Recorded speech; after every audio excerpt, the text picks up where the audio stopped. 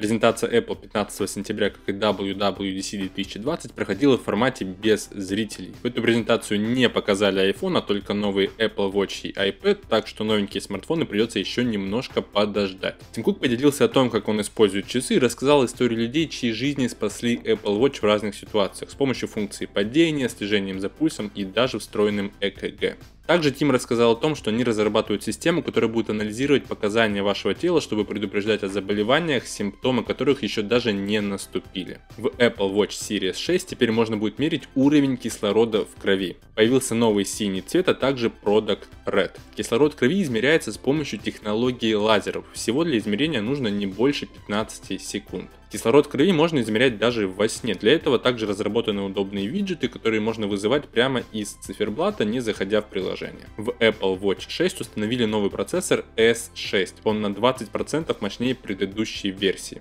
Always On Display стал ярче практически в 2 раза без дополнительного расхода батареи. Появилась новая опция, позволяющая измерять расстояние над уровнем моря. Появились новые циферблаты для путешественников, профессионалов, которым нужны всевозможные типы измерения времени, а также новые красивые циферблаты всевозможных типов, от Memoji до разных типов флагов. Solo Lu – новый вид ремешка, состоящий из безразрывного силикона. Будет множество размеров для каждого, а также 7 различных цветов. Также будет вязаная версия ремешка Solo Lu. Также появилась новая функция Family Setup. Можно настраивать несколько Apple Watch с одного iPhone. С помощью этой функции можно детально настроить, какие функции будут доступны детям, а также можно будет следить за их местоположением, а также активностью. Apple Watch SE – новая версия с дизайном, как у Apple Watch 6, но с чуть худшим железом. В нем будет установлен процессор S5, а также не будет функции для продвинутого отслеживания здоровья. Обещают производительность в 2 раза мощнее, чем у Apple Watch Series 3. Стоимость Apple Watch SE составляет $279, а Apple Watch Series 6 от $399, а стоимость Apple Watch Series 3 не изменилась – $199.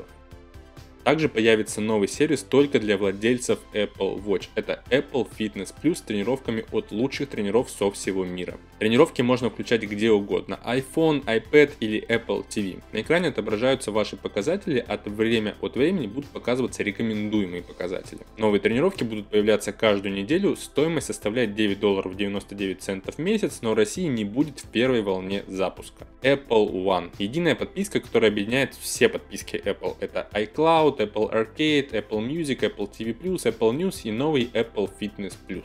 Доступно 3 вида с разным набором подписок и запустится уже этой осенью. Минимальная стоимость от $15, но цены в рублях скорее всего будут значительно ниже.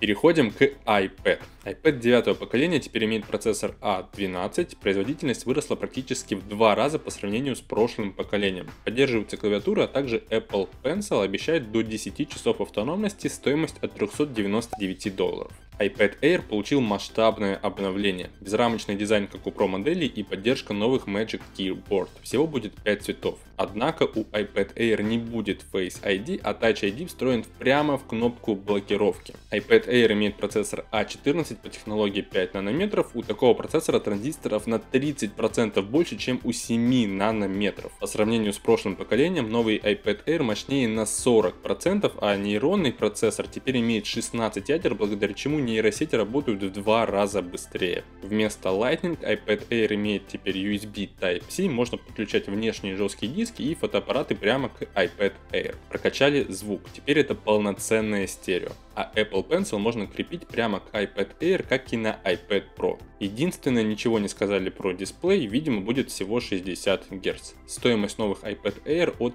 $599. А также официальное обновление iOS 14, iPadOS 14, watchOS 7, tvOS 14 появится уже 16 сентября. Осталось дождаться октябрьской презентации, где покажут iPhone 12, Apple AirTag и, возможно, многие другие продукты. Ну, на этом все. Всем удачи, всем пока.